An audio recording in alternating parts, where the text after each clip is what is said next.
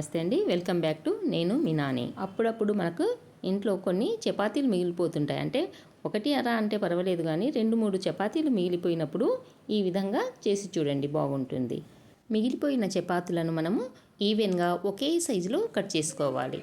Cut చేసుకున్న ఆ చపాతీలను 1 గంట పాటు ఫ్యాన్ గాలి కింద ఉంచాలి. ఫ్యాన్ గాలి కింద ఉంచితే అవి కొంచెం గట్టిగా అవుతాయి.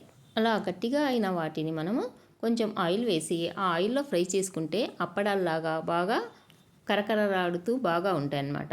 అంటే అందులో కొంచెం ఉప్పు, కారం, చాట్ మసాలా అవి వేసుకొని తింటే ఈవినింగ్ పిల్లలకు స్నాక్ కింద అయినా సరే అవి బాగుంటాయి. ఒకసారి నైట్ టైంలో మనం చపాతీలు చేసుకుంటాం, కానీ అనుకోకుండా పిల్లలు బయట నుంచి ఏమన్నా తెచ్చుకొని తింటారు. అటువంటప్పుడు ఇవి చపాతీలు మిగిలిపోతుంటాయి అన్నమాట ఇంట్లో.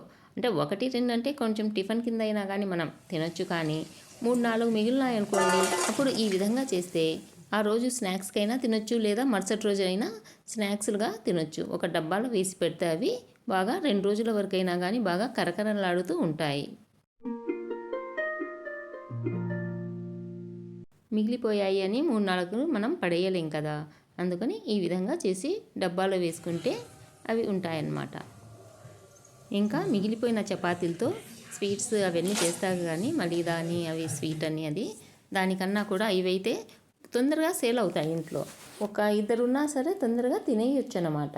ఎందుకంటే ఇవి కొంచెం స్పైసీగా ఉండి కరకరలాడుతూ ఉంటాయి. అందులో మనం ఊరికే ఆయిల్లో వేసి ఫ్రై చేస్తాం కాబట్టి కాస్ట్ కూడా మనకు ఎక్కువ పట్టదు. అదే స్వీట్ చేయాలనుకోండి, వాటికి ప్రాసెస్ ఎక్కువ అవుతుంది. మిగిలిపోయిన దానికి కానీ మళ్ళీ మనం కాస్ట్ పెట్టాల్సి వస్తుంది. అలా లేకుండా ఇలా చేసుకుంటే ఈజీగా అవుతుంది చూడండి.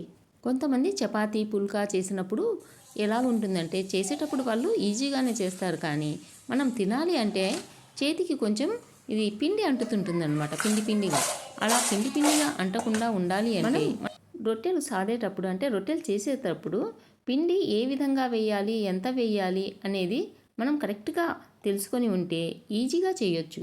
నెక్స్ట్ టైం నేను చపాతీ పిండి కలిపేటప్పటి నుంచి మొదలుపెట్టి చపాతీలు చేసే వరకు ఎలా ఈజీగా చేయొచ్చో చూపిస్తాను చూడండి. అంతగా నచ్చకపోతే ఇవి పిల్లలు తినరు కదా, ఇవి పిల్లలే తింటున్నారు అంటే ఎంత బాగుంటాయో మీరే అర్థం చేసుకోవచ్చు.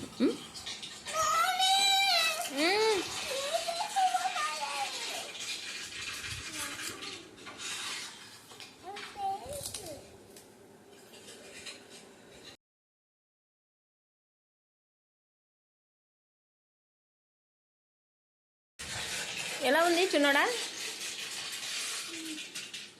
ఎలా ఉంది?